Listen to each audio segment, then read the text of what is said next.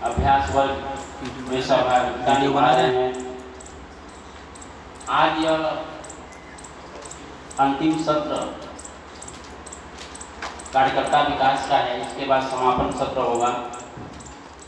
हम सभी ने दिन भर में कुछ न कुछ विभिन्न सत्रों के माध्यम से, गठसभ चर्चाओं के माध्यम से कार्य पद्धति, सैद्धांतिक भूमिका, परिसर कार्य, संवाद, विभिन्न सत्रों में जो है कि विभिन्न विषयों पर संगठन की रीति नीति से परिचित हुए हैं।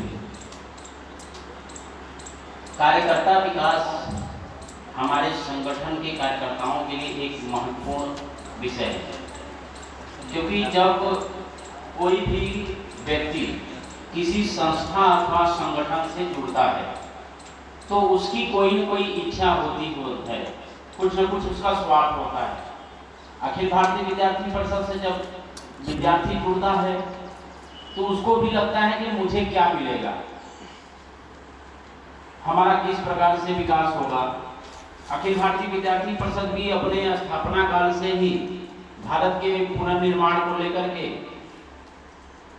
राष्ट्र हित में, छात्र हित में कार्य करना प्रारंभ किया है और विद्यार्थियों के सर्वांगीण विकास, जिससे उनका सामाजिक, बौद्धिक, मानसिक, शारीरिक हर प्रकार से विकास हो, ऐसी परिकल्पना के साथ अपनी कार्य पद्धति को डेवलप किया है।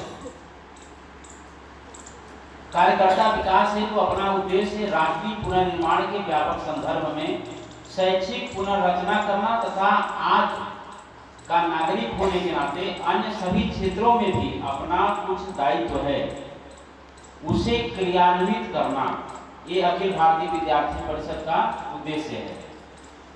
एक व्यक्ति जो सामाजिक तथा राष्ट्रीय चेतना से युक्त होकर के सामाजिक परिवर्तन लाने के लिए अब और उसमें अपना विश्वास जगाता है, साथ ही किसी साधन या किसी माध्यम से अपने आप को जो है कि विकसित करने का प्रयास करता है।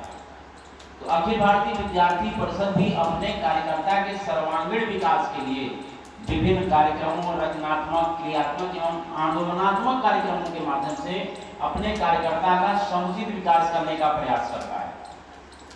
विद्यार्थी परिषद का कार्य अर्थात सही मात्रा में व्यक्ति निर्माण, विद्यार्थी परिषद का जो कार्य है वो अधिक से अधिक अपने कार्यकर्ताओं का व्यक्तित्व निर्माण करने का कार्य है। व्यक्ति निर्माण से समाज परिवर्तन की प्रक्रिया में कार्यकर्ता व्यवहार ही अहम बात है। जब हम अपने कार्यकर्ता का निर्माण करेंगे तो कार्यकर्ता का जो व्यवहार होगा वो व्यक्ति निर्माण का ही एक अहम भूमिका होगी। कार्यकर्ता को जब हम कोई कार्य देते हैं तो उसको कुछ न कुछ सीखने को मिलता है। वो जब तक संगठन का कार्य करता है किसी न किसी कार्यक्रम के माध्यम से कुछ सीखता है। कार्यकर्ता विकास एक निरंतर प्रक्रिया है। कोई भी कार्यकर्ता ये नहीं कह सकता कि मुझे ये जिम्मेदारी मिल गई तो मैंने सब कुछ सीख लिया, क्योंकि संगठन के पास रोज नवीन, समाज में नई कठिनाइयां सामने आती रहती हैं। एक लक्ष्य को लेकर के हम आगे बढ़ते हैं, हमारा लक्ष्य पूरा होता है, तभी समाज के सामने एक दूसरी समस्या आती है। उस समस्या के समाधान के लिए विद्यार्थी परिषद आगे आकर के खड़ा होता है। तो हमारे कार्यकर्ता के सामने जब एक नई कठिनाई आती है तो उस कठिनाई का सामना करने के लिए हमारे कार्यकर्ता का डेवलप होता है। कार्यकर्ता उस कठिनाइयों का किस प्रकार से सामना करेगा उसकी हम माने विद्यार्थी परिषद के मंच के माध्यम से उसकी योजना बनाते हैं।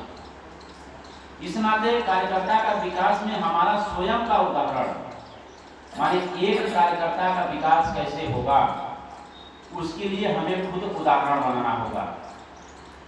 जिस प्रकार से हम कार्यकर्ता से व्यवहार करेंगे, हमारी जो कार्य प्रणाली होगी, एक नया जुड़ने वाला विद्यार्थी संगठन को उसी रूप में जानता है जिस रूप में संगठन का एक दायित्ववान पदाधिकारी अपने आप को परिचित कराता है।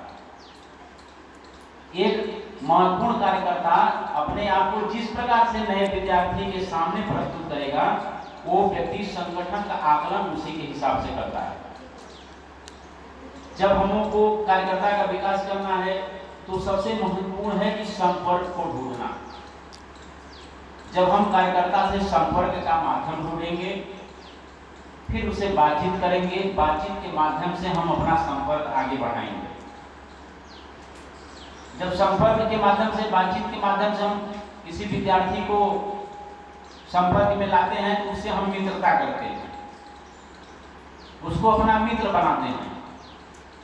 मित्र बनाने के बाद हम उससे संवाद स्थापित करते हैं। संवाद के बाद हमारा धीरे धीरे मिलना जुलना होता है, और मिलने जुलने के बाद जब हम एक दूसरे के सहज हो जाते हैं, एक दूसरे को अच्छे से जानने लगते हैं, तो फिर हम उसको अपने संगठन के कार्य से जोड़ते हैं। यानी संगठन की सबसे महत्वपूर्ण, सबसे पहली भूमिका क्या है? कार्यकर्ता विकास की पहली भूमिका है